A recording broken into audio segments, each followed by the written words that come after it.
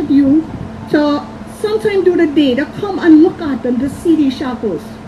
Now, when they are traveling across the Atlantic Ocean, they take anywhere from 5 to 12 weeks, you know.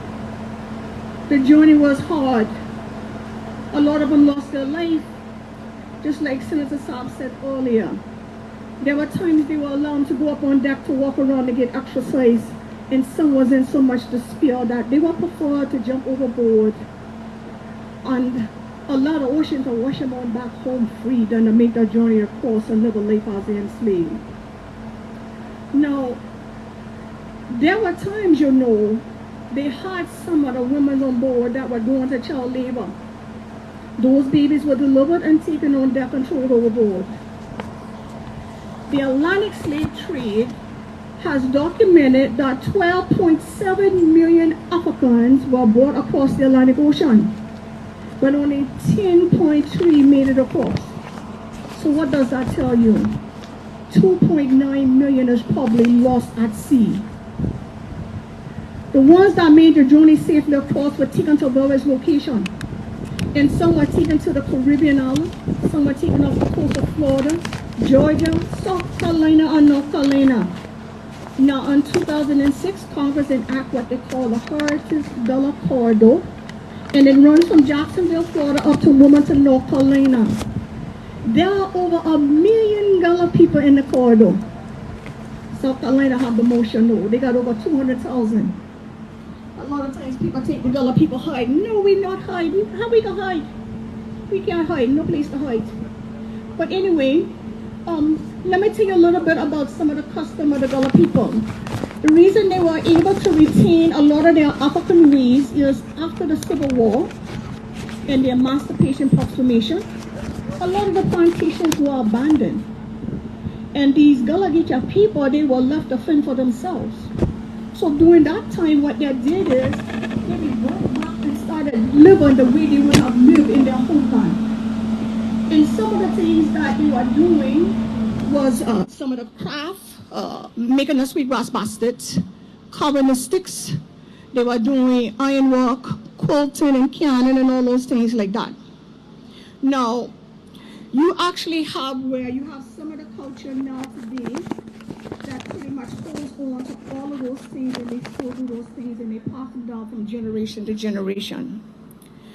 The majority of the ancestors that were brought here was brought here to work rice plantations.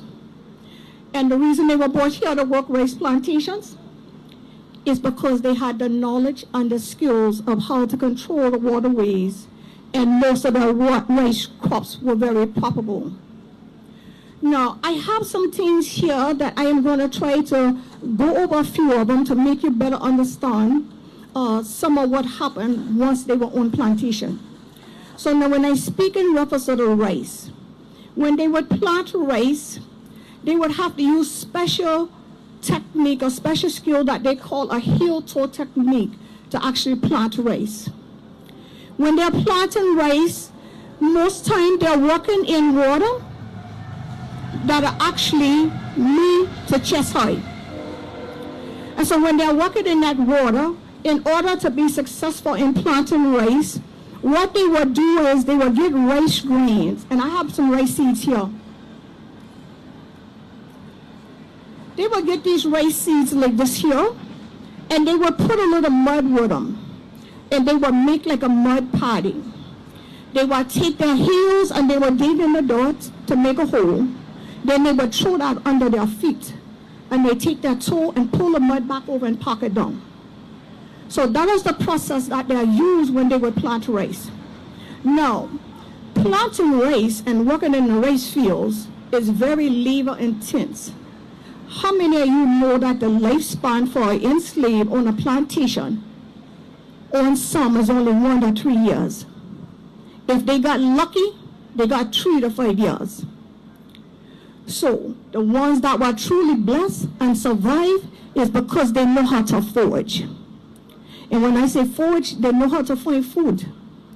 Most time on plantation, the average enslaved person was not given enough food to survive.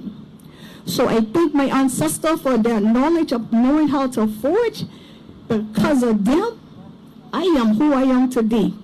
and I proudly say, I am Galagichi, I know who I be. You know? And again, I'm going to say, I thank the Waynesboro County Historical Society for this African American Museum. And if I was to use a Gullah term, I would say something like, Ikunde come, but yeah. So that is saying it was a long time coming, but it's here. So now, you hear me say yeah. So now, I want to tell you a little bit more about the language. The Gullah language is no way like Standard English. So Standard English, first of all, have a lot of rules. They got subject, verb, agreement, sentence structure. They have lots of past and future tense words. So the thing is, why you got to have all these different words to say one thing? So let's just use woman, because they got woman, and all these different things. In Gullah, we say one thing, you say mani ya woman, and that's it. You see? Now, in the Gullah, you have words that sounds no way sometimes like the English.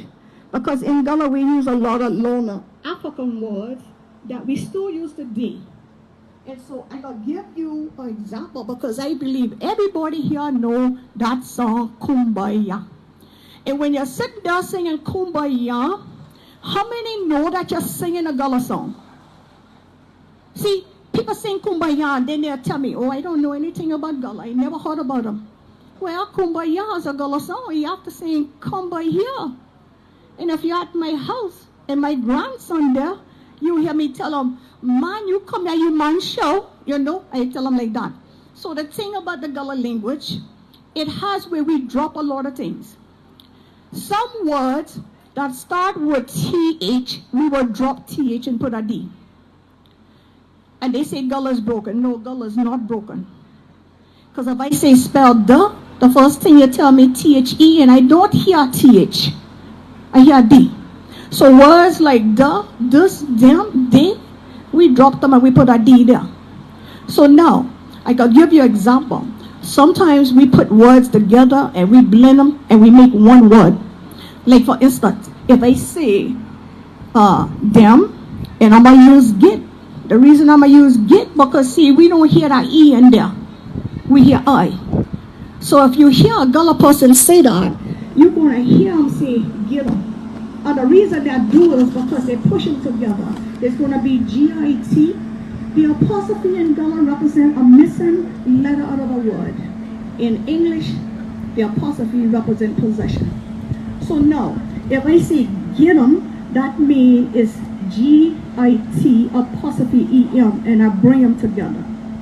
So now, sometimes you hear people talking, and in the Gullah language, we use a lot of emphasis sometimes when we say certain things. Because you might hear me say, oh, man, you hear that? You see, when they say, man, you hear that? So now if a person know Gullah, the first thing they say, man, oh, yum. So what do they say? It's like, do you hear that? Then the person respond and say, I am. And the Gullah is almost like a riddle. Because your parents always talk to you, it's almost like they're speaking in riddles. But you have to know how to interpret that. Because sometimes they'll say things like, yeah, you know, little pidgin got ears, you know. That is a singing. So sometimes they'll say things like, yeah, man, you must heal a roof or heal a tree. So these are different things they use in the Gullah culture, and as a Gullah person, you instantly translate that to know exactly what it means. Okay. And so sometimes they say, yeah, hit dog holler. So, you know, people hear certain things and they don't understand, but it's the way they use the language and how they speak about certain things. And just like I say a few minutes ago, Ibn Kunde common, but yeah. So that is a Gullah tone. And that has Gullah words in there that's straight from Africa. And that is actually saying, it is a long time coming, but it is here. So now, I have some natural herbs and stuff here. Because in the Gullah culture, I never went to the doctor, and I have a history of asthma. As a child, I didn't understand. I just know that I got sick, and my parents gave me medicine. So I am going to hold up some different things here, and I'm going to tell you what these different herbs are. They still use them today. Some of them, they even say it's illegal, but we still use them because they there.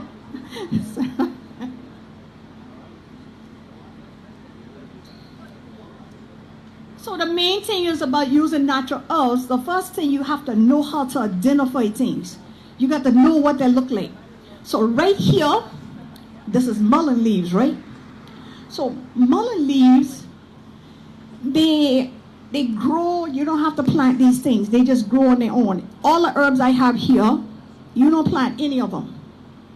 They grow by themselves. These are things that God put there. They just grow. So mullein leaves, you can smoke this. You can make a tea with this. You can make a tincture with this. And you can make a poultice. So with this thing here, you can use this here. If you got an earache, you can use them to drink if you got pains and aches and things like that. So now, you all can be able to come up and look later. So now I'm going to talk about this here. This here is my asthma medication. And when I say this here, so ya is actually mean here. And so what we're doing in the language, we put D-I-S because we don't use T-H and Y-A-H and say this ya. So that's why you hear me say this ya.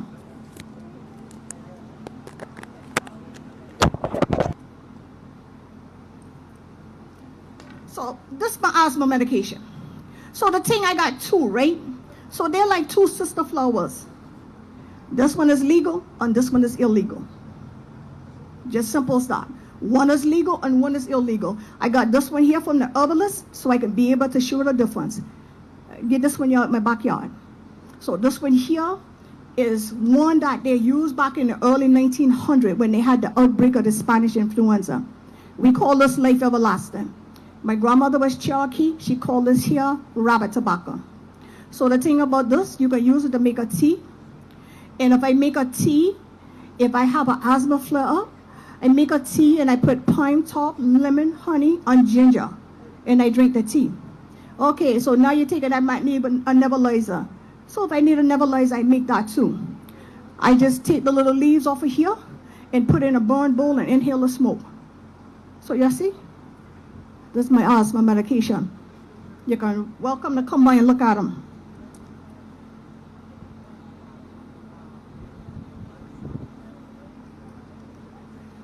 So now, hohau.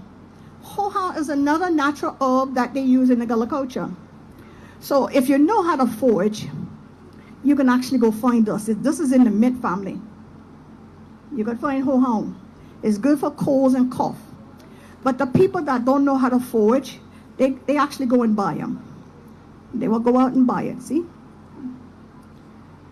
So the people that like to buy this candy, you can come by my house. I'll make you some candy. And buy them from me. So these are hohau. So now this here is hibiscus flower. So all you do is you dry out your hibiscus flower. You can use this to steep and you make you a tea. They call this sorrel. This is good for anti-inflammatory. And it helps with pains. It lowers your blood pressure, your blood sugar, and everything like that. It lowers your cholesterol. Hibiscus. So these are just natural things. So the other thing I have here is dandelion roots. How many of you know you can eat every part of a dandelion flower? Okay, so you can make dandelion wine. You can make dandelion salad. This is the root. So you can take the root and clean them up and chop them and put them on a baking dish and put them in the oven on 350 for 20 to 30 minutes. And you will have dandelion root tea. This is good to help lower your blood pressure. I call this a detox. It helps clean your liver and everything out.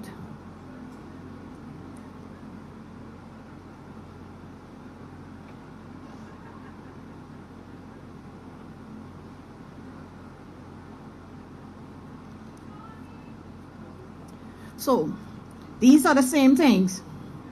Both of these are the same thing. This one is illegal. This one legal. This is a sassafras root. So sassafras is good for you. It acts almost like a blood thinner. It helps with pain. It helps with your blood regulating in your system and everything. It tastes like root beer. So this one is legal because you can buy it at the store, and they said because it don't have sassafras. The thing about sassafras is they say that sassafras cause you to hallucinate. So I say my family been hallucinating all their life. But anything, this also causes you to hallucinate. I'm telling you what I know.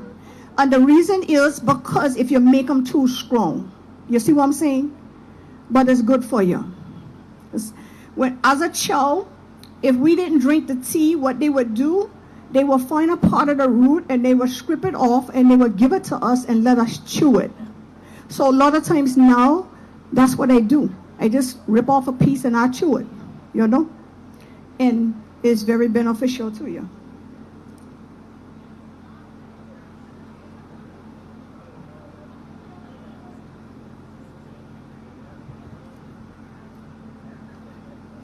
Now, back in the days, in the Gullah culture, now in my community, we were self-sustained. We had a grit mill in our community. We used to grind our own grit. We had cousin Paul. She used to have cows. We would get milk and butter from her. Everybody in the community had fruit trees and things like that, so we'd get fruit trees. We used to forage all day long. I don't know what these children be doing now, but back in the day, we used to go and we used to forage all day long. From the time you get up in the morning, you have your homely, you go outside, you didn't go back inside all day long. And I ain't never lose no weight, so guess what? I been finding my food.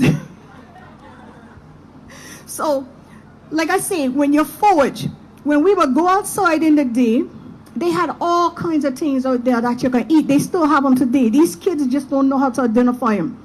We had the sorrels, you know, that sour sweet grass. We used to pull that and chew that. We used to have the maypops, we go find that. We had the blackberries, they had wild grapes, they had wild strawberries, they had the crabby apples, they had all these things. We used to find them things. And sometimes we go find a sassafras tree and we would pull the leaves off that and we would chew on them leaves. And then if we really feel like we want something else, if it's during the time they got cucumber, we just go in some of the neighbor cucumber fields, get some cucumbers. So now, everybody had fruit trees. We make our way through the community, we go to some other fruit trees. Now I had one cousin Willie, the same one that had the grit mill. He had his pear tree in the middle of his cornfield. So now, my grandmother, she had 16 children. So now you can imagine how many grandchildren she got. So it's a group of us. And we in Cousin Willie cornfield trying to get to the pear tree. And everybody is saying, be quiet, be quiet. Well, we were too crazy to even think that this man could hear that corn ruffling like that. But he would allow us to get there and get a few pears before he started yelling and telling us he's going to shoot. But when he did that, that only made us run and tear up all of his corn. You see?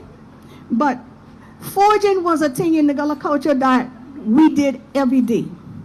We never had to keep running inside going to the refrigerator. We didn't even go inside for the water because they had a hand pump outside. You go and pump you some water. When they went from the hand pump, they had the spigot out there. You go to the spigot. So you had no reason to keep coming back in inside like that. So now, foraging is a big part of the Gullah culture. So now I have a couple other things here. And this one right here is called chicory root. And the reason I say that because, see, people love to have a good cup of coffee in the morning. In the Gullah culture, a lot of times they didn't have coffee grinds. So the bushmans or either the root doctor will go out and they get chicory root from. And they will take that chicory root and they make a coffee. But the thing about chicory root is good for constipation. You get constipated, you ain't got to go to the doctor. Go buy you some chicory root. Find some of that and you drink that and you'll be straight. You see? So now, I have these little things here. They refer to them as sweet gumbo. You see that? Sweet gumbo. So now, this is a very important medicine in the Gullah culture. So in the Gullah culture, they spend sometimes a whole day making medicine. And when they're making that medicine, they got all these different jars. They got labels and different things. When they're making the medicine, some of the things they will have on hand would be whiskey, vodka, apple cider vinegar, and then they will have rubbing alcohol. They can have camphor, they can have asafoetida, they can have Epsom salt, they can have all those things lined up there. And they are making their medicine so they can put them and store them in the cabin for the winter. So with this right here, they will take this and put this with whiskey, and they let them soak. Now by the time the fall come in and everybody start getting the flu and getting the bad cold, they only need 2 teaspoons of this whiskey off of this thing right here, and they straight. This is the equivalent of having thorough flu. You see? So, like the medication at the pharmacist, you have to think, where did it come from? It came from someplace. It came from these same natural things I'm talking about. So people talk about aspirin. What is an aspirin? In the Gullah culture, they go scrape the bark off a white oak, a white willow tree, steep them, and make a tea, and you got an aspirin. People talk now, if you're having a heart attack, get you an aspirin. Okay, if you're having a heart attack, if you got cayenne pepper in your cabinet, you can take that and mix that with water. It will reverse the heart attack. So you have lots of natural herbs and spice. Asafoetida. Asafoetida is a thing a lot of people don't know anything about. Asafoetida is good to help person with digestion and their gas and everything like that. So now you have a lot of other natural things, like the herbs. The ginger will actually help with digestion. Cinnamon will help lower your blood sugar. You can use things like apple cider vinegar, make like a vinegar water to help with your blood pressure. So there are so many things that you can use. How many people know that in the Gullah culture, our bandage was cobweb?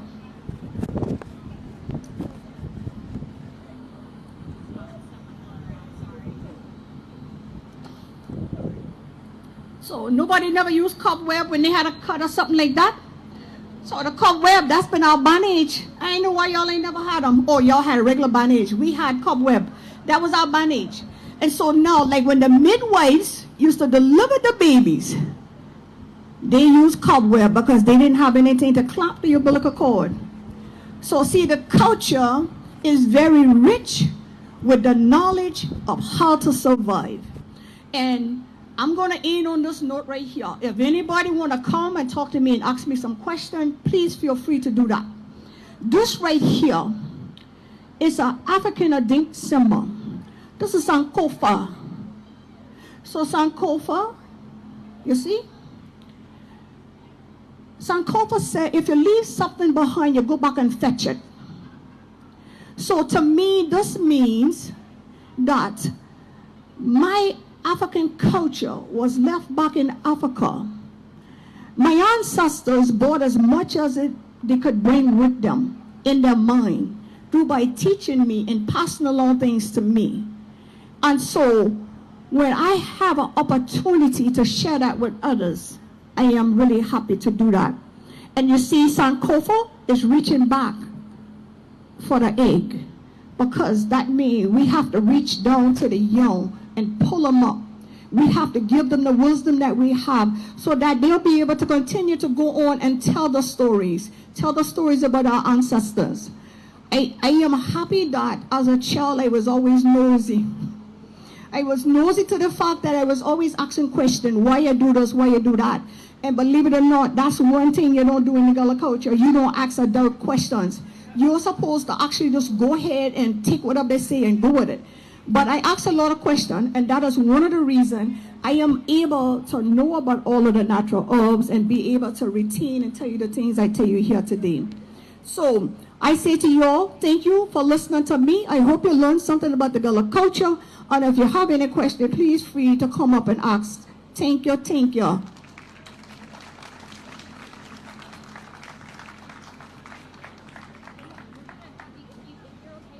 Oh, wow, wow, thank you. Let's hear it again for Glenda Presley. I was back there taking notes, y'all. I was like, okay, write this down, save some money at the drugstore, for real. Do the right thing, taking care of your health, of course. Wow, thank you so very much. And I like the way that she was talking about, as a culture, we learn how to survive. And it's so important to teach, you know. I work with the youth at my church, and man, First of all, shout out to all y'all teachers. When I was a senior at KHS, they had this thing called Teacher Cadet under Miss Janie Burgess, and I went to her class for Teacher Cadet, and I said, Lord, I thank you, but I'm not going to be a teacher. I can see that right now. And it takes a very special person to teach a child. So y'all, thank you from the bottom of our hearts, okay? Thank you for all you do, teachers. Now, just because you can't be in a class with kids, you can give back, y'all, okay? You know, at your homes, of course, invest in your children and give back financially to organizations that are trying to help the schools. Get involved with organizations that are trying to help the schools. And I know that a lot of times, and I've been guilty of this myself, people have something bad to say. Instead of talking badly about it, go do something positive about it, y'all. Come on now, for real. We can't always blame other folks. We have to look at ourselves, too. Are we doing what we're supposed to be doing, okay? All right, so for those of you all who have just joined us, I am Jacelyn JJ Span Fulton, and I am having a ball today. So pleasantly surprised. I see so many wonderful faces. I see Roger Kirby out there. Hello, hello, hello. So many other wonderful folks and stuff. I think that's Roger Kirby, if I can't see. Okay, if it's not, I'm sorry. I called the wrong person, maybe. But, yes, talk about age. Do you have anything for age eyes, Glander? How about that? I did not want to go to Dollar General or Dollar Store and get those dollar glasses, those reading glasses. Y'all didn't want to do that. But anyway, I wear glasses in school, and I just never put them on, and I wonder if I'm suffering now. But anyway, all right, so music, music, and more music. Y'all, there is this family from right there in Cade, South Carolina. They're getting set up. While they're finishing lining up here, I want you all to please text and tweet, folks. Tell people to come on out here because there's still a lot of good stuff going on. In just a few minutes, we're going to have Clifton Newman and some more interesting folks. And to start things off, we have some more good music. Now, y'all, she got purple on her hair, too, y'all. I like this. Look at you, girl. I ain't mad at you. Wow. All right, well, look here. I can talk a lot. My mom used to say, don't talk so much, Jacelyn. So I'm going to be quiet. I'm going to let Reverend Cooper gave me this information, so I'm going to read this directly so I won't forget anything. The Wilson family of Cades. They're all family from Cade, South Carolina, and they came in a bus, y'all. I kid you not. That's family right there, y'all. I like it. In March 2023, there was a CD release. The title song was Heaven Belongs to You and ranked number 6 on the Gospel USA magazine charts. Right here from this area, y'all. They've been playing on 105.1, my friend Josiah Williams' show. In June, on the 3rd, they appeared on the Bobby Jones show. That ain't no small potatoes, y'all. That's pretty big, for real. They have a couple of songs. What Are They Doing in Heaven, led by Mary Cooper. Who's Mary? All right now, go ahead on, Mary. And then the second one is Heaven Belongs to You, led by Elsie Presley. Now, they have CDs and stuff available right back over here. Look to your right. Raise your hand, baby. There you go. They have CDs available for purchase today. Plus, you can find that on all media outlets. Are you all ready for some good music? Let me hear you say yeah. All right, let's give a big warm welcome to the Wilson family of Cades.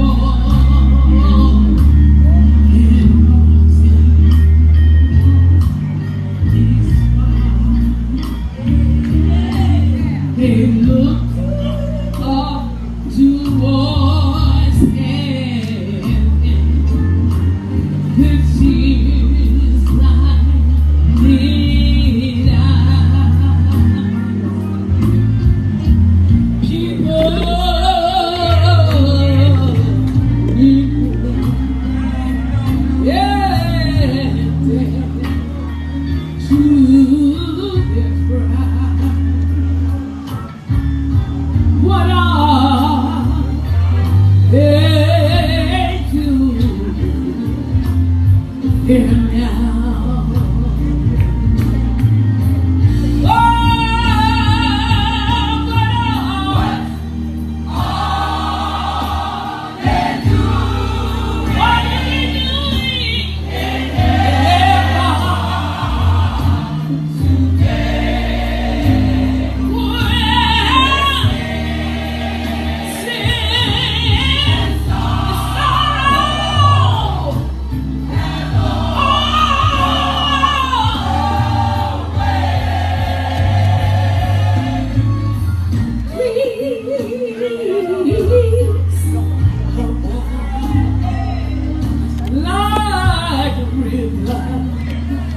They say, what are they? What are they doing? Yeah.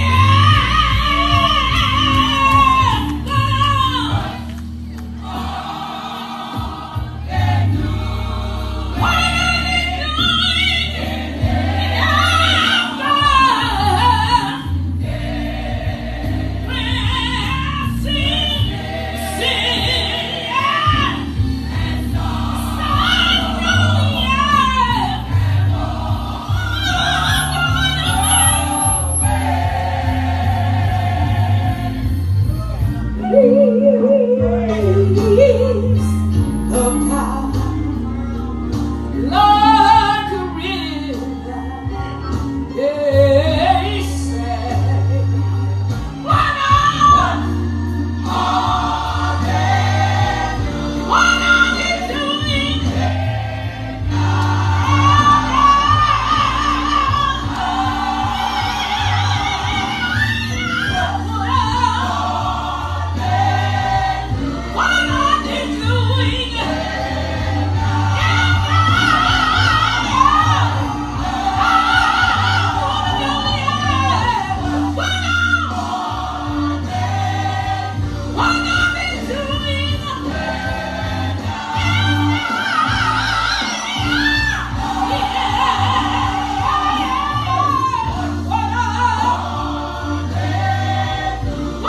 they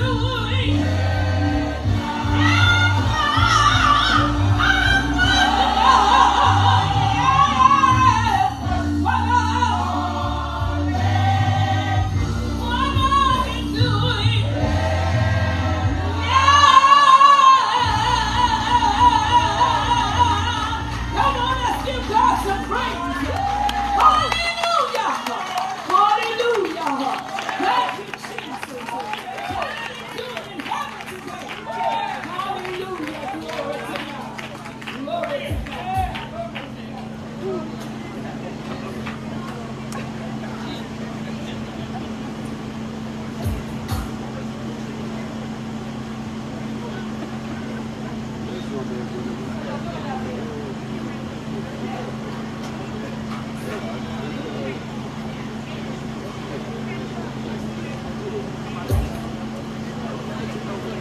How y'all doing out there?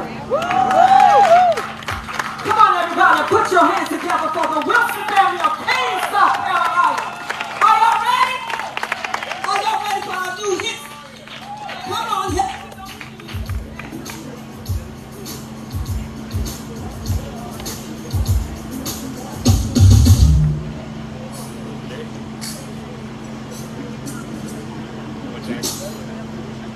Testing 1, 2.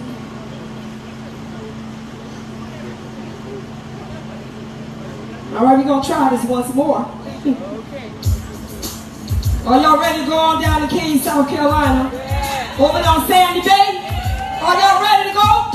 Come on, everybody. Put your hands together for the Wilson family of King, South Carolina. Yes!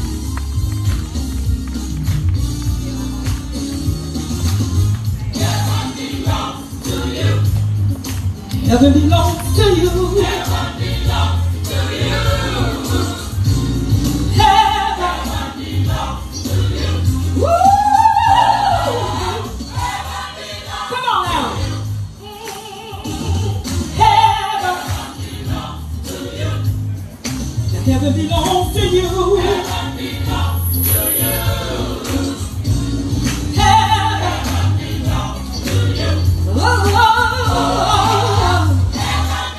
Listen. When you see me walking, I'm walking with the Lord. When you see me working, I'm just pressing on. Just remember that God is still in charge. For He sees, He knows everything that you need. Don't you wanna go? I'm here to tell you. Oh, heaven.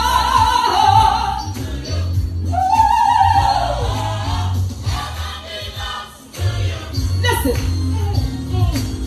Some glad morning when the soul life is over. I'm going to fly away. Yes, I will. And be at rest.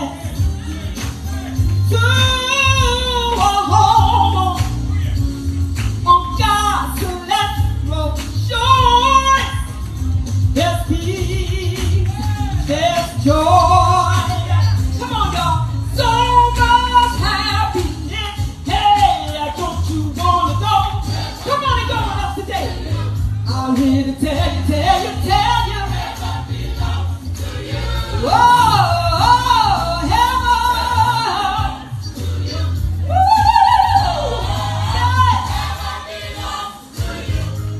Come on, y'all, put your hands together. This is a great celebration. We got a museum in none other than King Street, South Carolina. Put your hands together. Let's have a good time out here. Hey, it belongs to you. Yeah. No matter where you come from, it belongs to you. Many of us came from the cotton field, but heaven belongs to you. Heaven belongs to me.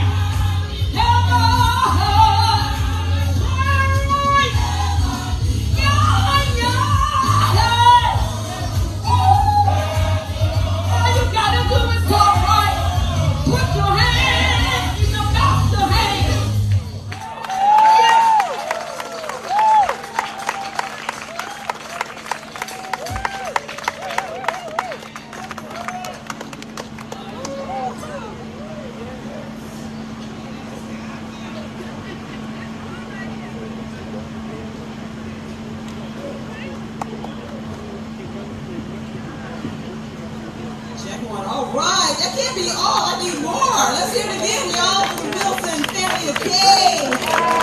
Wow. Y'all, I kid you not. They pulled up in that van. It's like a little bus, little mini bus, y'all. I was like, that can't be. I thought it was like a group that was touring somewhere, you know?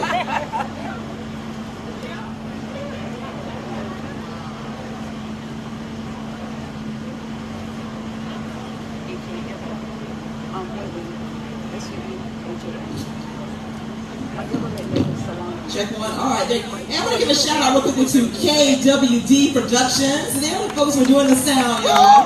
KWD Productions. If y'all want to book them, just come to the side of the stage and reach over here and get them or whatnot. And speaking of booking, wow, if you all want to book the Wilson Family Arcades, I got their information there on Facebook as well as Instagram. And also visit WilsonFamilyArcades.com. Again, WilsonFamilyArcades.com. And if you like their music, they have CDs for sale right here in this corner. Back over here. Go over here and buy some gifts for your friends or your family or for yourself, okay? Go and get that CD. All right, y'all. We have some more good stuff here coming up for you. In just a few minutes, we'll have Jackie McHale. Am I pronouncing that correctly? Jackie McHale. She'll be coming up in a few minutes, a fellow storyteller. At 2 o'clock, Joe McGill will be inside here in the Archives building. And in the meantime, you all, after the family leaves off the stage, I'm going to bring Senator Ronnie Sabb back up here to introduce Clifton Newman. Y'all, it's a lot of people in that group. They're still making their way down off the stage. They're all brothers and sisters. Come here, baby. Come here real quickly. While they're getting off of the stage, just tell me a little bit about your family real quickly. Okay, my family in 1968, we lost my mother and my father both 4 months apart. And we had to migrate to Brooklyn and some of us stayed in South Carolina. And we're back home now. Those are it's 10 of us. And those are all of my siblings and my grand-nieces and nephews. And we are a pleasure to be here. Wow, all in the family. Well, y'all very inspirational, I'll tell you. All right, as they're exiting the stage, I think Senator Sabb's going to make his way up. But again, while we're waiting, remember that I'm calling this either like the museum or archives triangle or square because there's so many great things right here in this little area. This building, of course, the African American Archives. You all have to go in there and see all of the cool stuff that's going on in there. A little bit later in the year, you'll have an opportunity to actually learn how to trace your family roots. That's very important. There'll be a gentleman that's going to be available a little bit later on in the year teaching you how you can do that.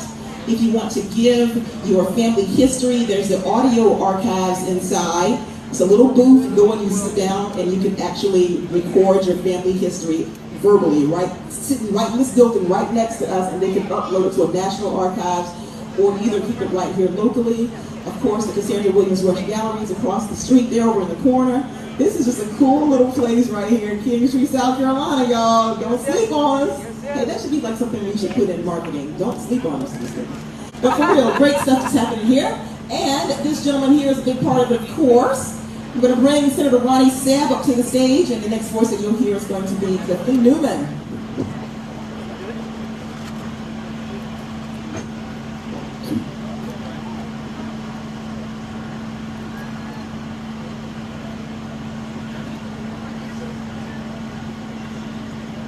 Good afternoon, everybody. Good afternoon. Good afternoon, everybody. Good afternoon. Okay, I know I'm not here by myself. This afternoon, I get the honor to introduce somebody who is probably one of the most people in America who doesn't need an introduction. He has come to be known as the judge or America's judge. And so I asked him for his biography. And he was kind enough to send it to me. But here's what's interesting, at least to me. A couple of weeks ago, he introduced me, and I sent him my bio. He shared 5% of what was on it. And so he went totally off script on me, y'all. And so I read somewhere where it says what's good for the goose, help me somebody, is good for the gander. And so, because he doesn't need an introduction, because we know that he graduated valedictorian of his high school class at C.E. Murray, and the next day after delivering his valedictorian address, he headed on to Cleveland, where he did undergraduate and law school. And so we know about that.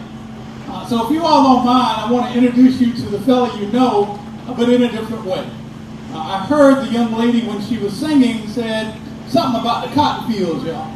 And so guess where this one came about? Yeah, the cotton and the tobacco fields. And of course, he became a lawyer, and in 2000 was unanimously elected as a circuit court judge. And I'm glad, because that's where I got my first paycheck from as a lawyer. In fact, didn't have any money to be able to study for the bar, and so I got a little advancement on that paycheck from this same young man. But it is a true story when we think about him and his ascension to the bench. The gentleman literally came. Now somebody out there know what I'm talking about when I say this. The gentleman literally came from the outhouse to the courthouse. Yeah. Somebody knows what I'm talking about. And so that's how it was in the old days. But you're talking about rising above. Rising above. Our speaker for today has risen above. And little did he know that when the court was selecting him to handle all of those complex cases, when the court was assigning him all of those cases of notoriety, little did he know that those were opportunities that were being given to him, preparing him for the biggest stage the courtroom has ever known. Because I believe that history will ultimately reflect that we have a new trial of the century. And that trial of the century is what has made this gentleman America's judge. He has been a friend to Williamsburg County, and I think it's so fitting. And I'd love to just talk, but I'm not going to do it. I'm going to let our speaker do it. But I think it's so fitting that he is our speaker for today. Yesterday, we listened to the life story of Brother Swales, who we know was a representative and a state senator. It's interesting that the first African-American state senator for the state of South Carolina would be from King Street and would have the last name Newman.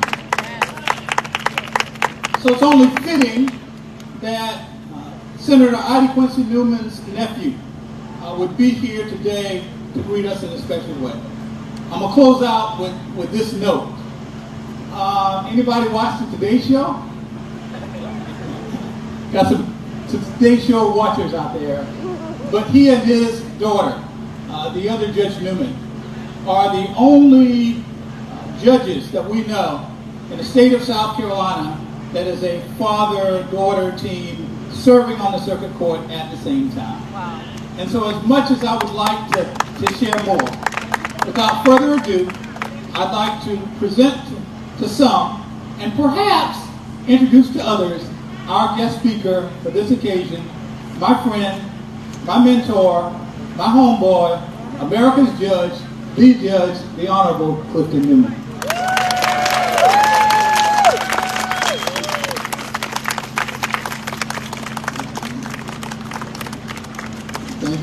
Thank you.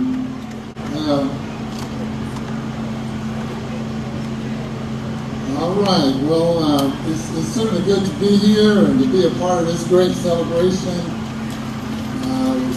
Whenever I'm asked to go someplace and be someplace, I kind of never know what's in store, what kind of setup it's going to be.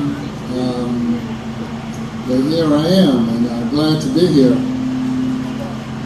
I know you all would like to know about the, as Ronnie called it, the trial of the century, and all about the Murdaughs and my time down there in Walterboro. And with that, But I was given a task today by Billy Jenkinson. He said he wants me to talk about growing up in Greeleyville.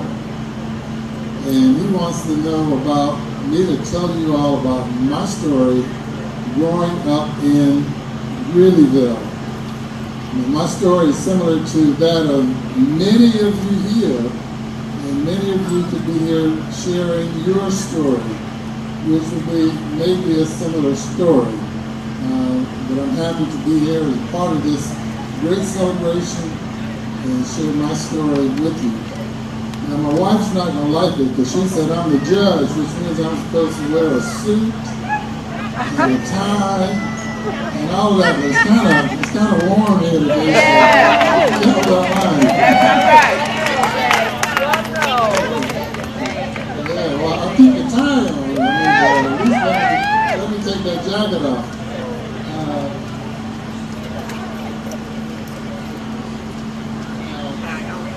Podium and all of that up here, so I could do like I normally do as a judge, and that is, follow one. Even though in sentencing Alex Murder, I had no script. It was just one-on-one speaking to another human being about a human tragedy that he unfortunately caused in devastation to his family and to all of us who are concerned about our fellow human man. But I'm glad TY is here, asked to come and talk about my life growing up in Greeleyville. Now, I had to write that down to be sure that I give it to you all chronologically. So, as I was about to say, I thought there'd be a podium that I could hide behind it and give them that speech.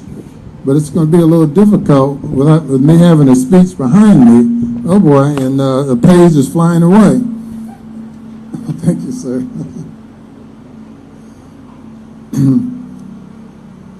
But as I'm being introduced these days, particularly in the media, they talk about me having grown up in the segregated South, and that is true. Growing up, we would not have crowds in 1950s and 1960s as we have here today. I was born in 1951, the first in my family to be born in a hospital. I was born in the hospital right here in King Street, Kelly Memorial Hospital. So whereas those older than me attended a one-room shack, a one-room school, Williamsburg County Training School was built in the mid-50s, and after the passage of, or the constitutional ruling of there being no separate but equal schools, Williamsburg County Training School was built, and I was among the first group of people, I think the second class or so, to be able to attend Williamsburg County Training School, which we were proud of as being a great building, a great facility, and in my mind, a great school.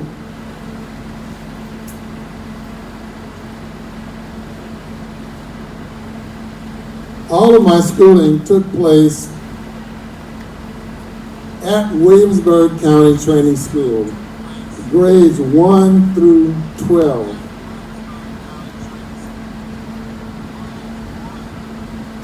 I don't have to look at these notes to know all of this, but I'm trying to be in a chronological order.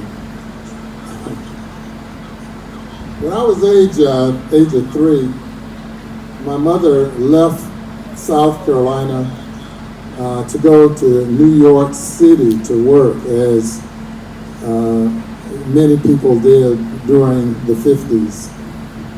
She ended up in Scarsdale, New York, working as a domestic worker for the Stein family, a Jewish family in Scarsdale. My father left a year earlier and ended up in Florida. All of the Newmans, if you know any or have heard of any, all of the Newmans were pretty much ministers. And my grandfather was a pastor at Wilson Chapel, United Methodist Church, and many other Methodist churches throughout the area and throughout the state, for that matter. My uncle, Ernest Newman, later became a bishop in the United Methodist Church. And many of you would know my first cousin, B.J. Gordon, my aunt Rutherling's son. Rutherling was a Newman who married a Gordon. So my first cousin, B.J. Gordon, many of you would remember.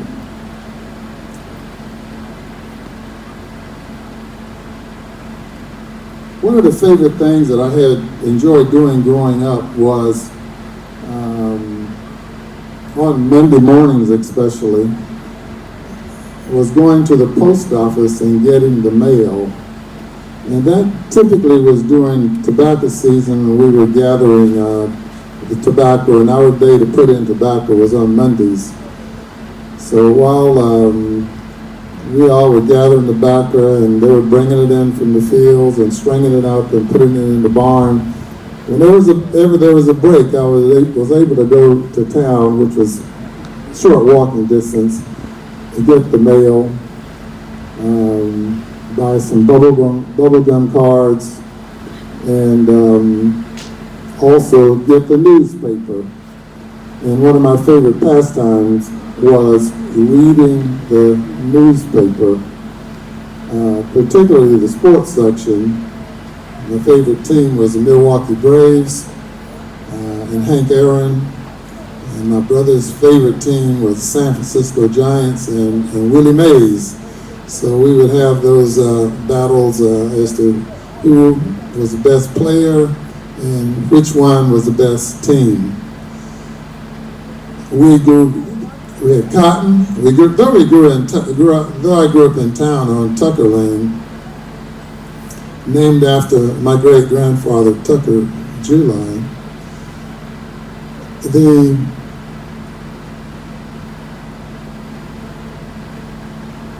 Forgot my speech right quick. Yeah.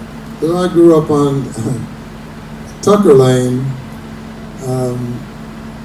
we lived in town, and our family owned all of the property right in the immediate area. So we owned, Singleton family, every house that every relative lived in on a street named after my great-grandfather.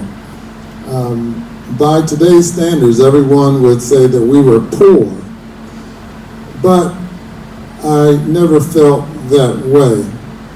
True, as Senator Sapp said, we had an outhouse, no running water. 4 of us slept in the same bedroom, along with the bed bugs. And we had wood heat, and we had a wood stove for heat, and we had a wooden stove for cooking. I can recall when we got our first electric stove. I can recall when we got our first refrigerator to keep things cold. It was an amazing time to be growing up. Some would say under dire straits or poverty conditions, but I never felt that way. We were never hungry unless, or we were never hungry, and even if all we had to eat at a particular point in time was a pocket full of pecans, because we had many pecan trees, so we would always be able to get a pocket full of pecans. Or we could go to the potato bank and get a sweet potato and put it in the fire. So we always had something to eat. We had milk because we had cows that could be milked. We had pigs. We had chickens. We had everything I felt that we needed. And above all, we had a loving environment. You know, my grandfather had a 4th grade education, but I always say that he was the wisest man that I've ever known. And he taught me and instilled in me something that was very important to him and something he would beat in my head, and that is always have common sense. So whereas the law is important and analyzing and interpreting the law, and you have to have some degree of education, in the final analysis, most time it boils down to having common sense. When I was about 13 or so, I caught the eye of our high school principal, Dr. Charles E. Murray. And he would roam the streets around our house on Tucker Lane, and he lived right around the corner. And he would spot me out there not doing anything. And he said, "Newman, you're free to you fool. Get in the car." So next thing I would be in his yard, pulling weeds out of flowers, helping him plant flowers, helping him do whatever it is that Mr. Murray needed to do. And I would join him on trips, and I see Doug Scott out there. Sometimes he'd be in there with us. Mr. Murray would take us to Florence, to Orangeburg, and in Orangeburg we'd often go visit Jeannie, who he was referred to, but now he's known as Eugene Robinson, who is a news commentator and very respected journalist at the Washington Post. I ended up with Mr. Murray and working in the principal's office. And in the principal's office and being around Mr. Murray, whenever I used incorrect English, whenever I got into using some bad grammar, Mr. Murray would always stop me, correct me, and make sure I said it right. So if you notice me talking slowly, remember it's all due to Mr. Murray interrupting me all the time when I started using broken English. One of the good things about being close to Mr. Murray is that when there was a high school play, and the play, the name of it was Land Beyond the River. The Land Beyond the River was a high school play, and it was an adaptation written by Reverend J. A. Delane, based on the Briggs versus Elliott case. And I played the role in that high school play. I played the role of a lawyer. And that was my introduction to something other than the regular country living. While everyone else in the play had on bib overalls and tattered clothes and all that, playing the role of a New York City lawyer coming down to represent the people, my grandfather took me to H. Fox store and bought me my first suit, my first tie, and I was all dressed up and feeling good. That play planted the seed in my mind of being a lawyer and doing something that people growing up during my time did not have the opportunity to do. I recall the Cuban Missile Crisis in 1962, when we would sit on the porch and watch the continuous convoy of military vehicles heading south as if going to war during the time we thought the world might come to an end. I recall in 1963 when, in the sadness I had coming home from school when John F. Kennedy Kennedy was assassinated. I recall in 1966 when Martin Luther King Jr. came to Kingstree to spur voting in the black community. And I was there at Tomlinson Field at age 14, on May 8th, 1966, when Martin Luther King Jr. spoke to a throng of 5,000 people here in Kingstree. And my uncle took me there on that Sunday afternoon. I recall when Martin Luther King Jr. was assassinated a couple of years later. And I recall right before graduating high school, James Brown came out with a song saying, "Say it loud, I'm black and I'm proud." And that song was a refrain that many of us latched onto in developing a sense of pride in who we are and who we were. I graduated from high school in 1969, and the day after my high school graduation, I left Greeleyville with my mother and went off to Cleveland, Ohio. My mother had relocated from Scarsdale, New York to Cleveland with the Stein family. And that family, the Stein family, that Jewish family, arranged for me to have a full scholarship to Cleveland State University.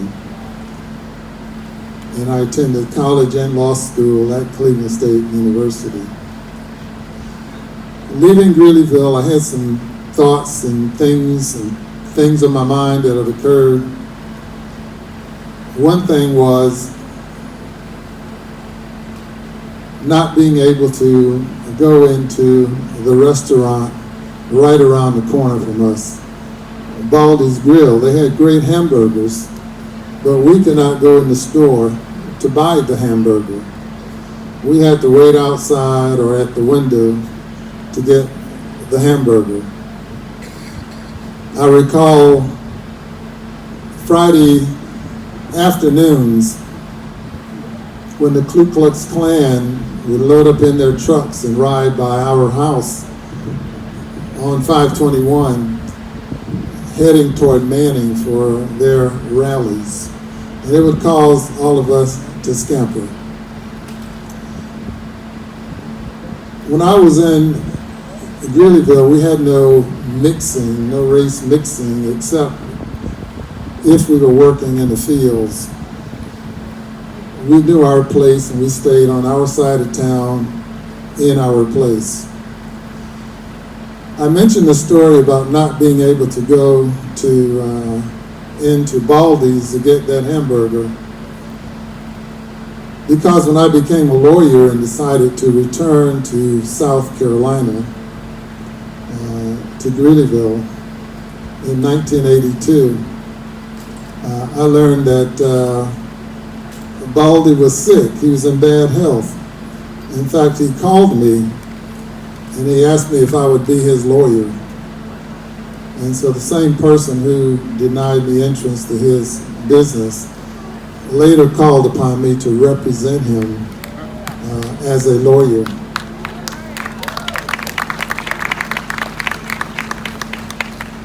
And I did represent him and won his case, getting him to get Social Security. So there's nothing that I would harbor at all, and to me, he was just another person, another client.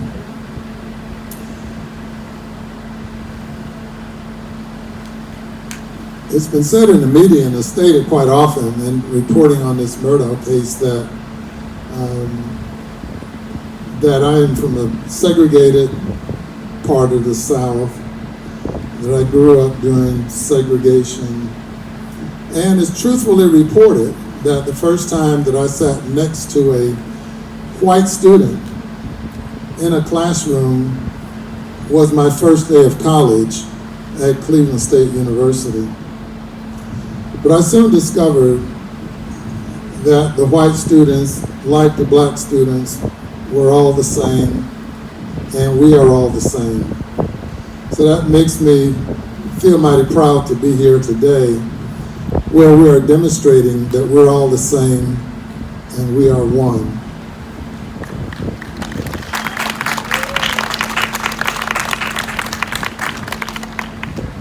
In 1976, J. Strong Thurman nominated Matthew Perry to be the first black judge from the South.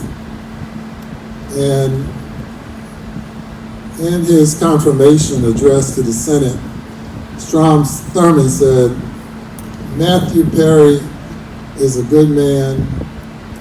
Matthew Perry is a fair man.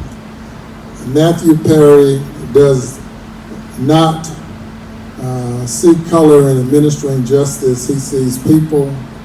That Matthew Perry is devoted to justice and fairness."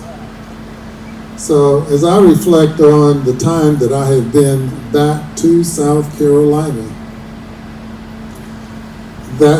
and as a prosecutor and as a judge, that's what I have attempted to demonstrate. You know, I found that when I went to Cleveland, Cleveland was actually more racially polarized than South Carolina.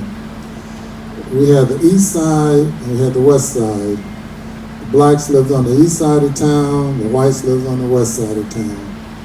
Total racial division except for the university. And I found that racial division was much greater than in South Carolina, because in South Carolina, at least the races knew each other. We knew each other. We worked together. We didn't live in separate neighborhoods for the most part. And it was a pleasure to me to return to South Carolina and out of the racial division of Cleveland, Ohio.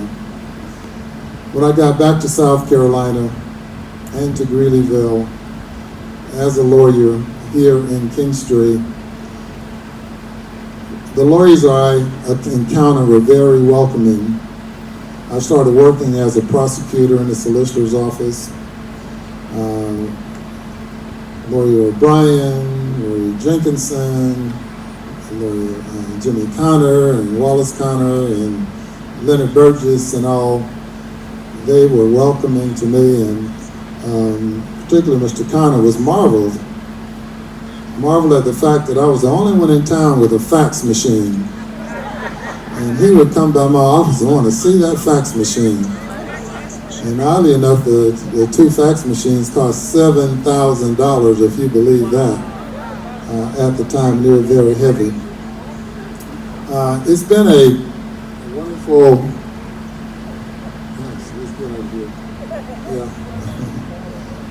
It's been a joy and a wonderful thing to be able to represent the people of South Carolina. And I've been on the bench now for 23 years, my final year prior to retirement. It just so happened that during my final year, I was appointed in the case of State versus Alex Murdaugh. You know, there are no cameras in the federal courts. It's up to the judge whether or not there should be cameras in the state courts. Judges were being accused of being dishonest. Lawyers were accused of being dishonest. People were, some people were convinced that we could not have a fair and impartial trial in an area where the Murdaugh family had dominated the judicial system for over the past 100 years. One of the first decisions that I made in handling that case was to open it up to the public, open it up to the media. It made me think of the time that TY came over to the courthouse and said, "Judge, can I put this on Facebook?"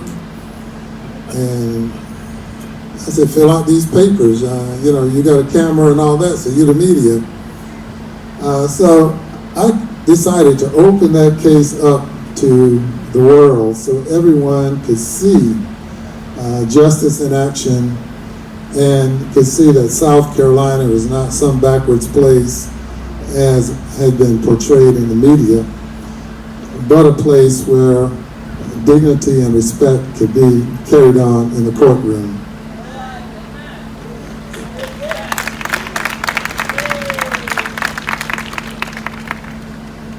It was a long and grueling trial, one of the longest in the state's history, one of the most widely watched trials. The media has been hounding me ever since the trial has been over. I gave in and gave an interview just the other day to Craig Melvin on NBC, and they told me they're working on a Dateline special, so I guess we might see more of that a little bit later on.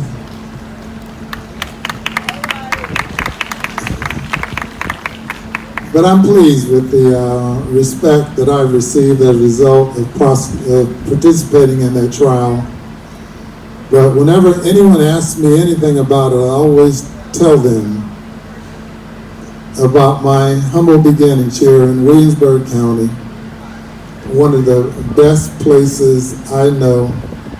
I can know no better place to be from and no better people any place in the world.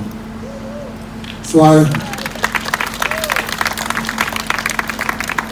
salute all of you for your open hearts and minds, for being a part of this celebration, and as a part of new beginnings that this museum can present to make sure that certain histories are not gone and forgotten, make sure that those of us who are a part of history, that history is being captured, and that our future generations will not let it vanish as it otherwise could. So I'm getting to sweat a whole lot. You all are probably fed up with listening. I want to thank you all for coming and listening to me and coming to be a part of this grand celebration. And let's carry on with the festivities. Thank you very much.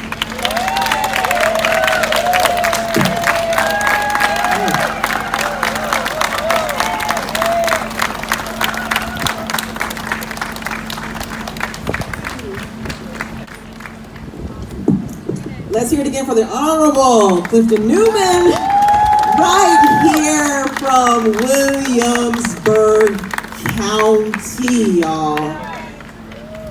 I'm blown away. I was talking to the gentleman who's running sound here for us, and y'all, God once again has blessed me to be able to go and do all kinds of things across this country, and just to know that something as awesome as this day is happening right here in Williamsburg County just does my heart so good. And I'll be honest with y'all, at first when they called and said, hey, would you be interested in emceeing? I was like, let's see what's this all going to be about and everything. And once again, just being really, really honest, I was like interested that there were white people who were contacting me about an African-American celebration, as well as black people contacting me. And I'm like, wait a minute, is this Williamsburg County? Wait a minute, did I get the wrong number? And I just started seeing where God's doing a new thing. And speaking of scriptures, I should have brought my phone out here, but John 17:20 through 23. I'm going to read this to y'all real quickly, and then we're going to get on because we have Miss Jackie Michael who's going to come up here and talk. When Jesus is praying for his believers, or all the believers, he said, my prayer is not for them alone. He said, I pray also for those who will believe in me through their message, that all of them may be one. One, y'all. Father, just as you are in me and I am in you, may they also be in us, so that the world may believe that you have sent me. I have given them the glory you gave me, that they may be one as we are one. One, y'all.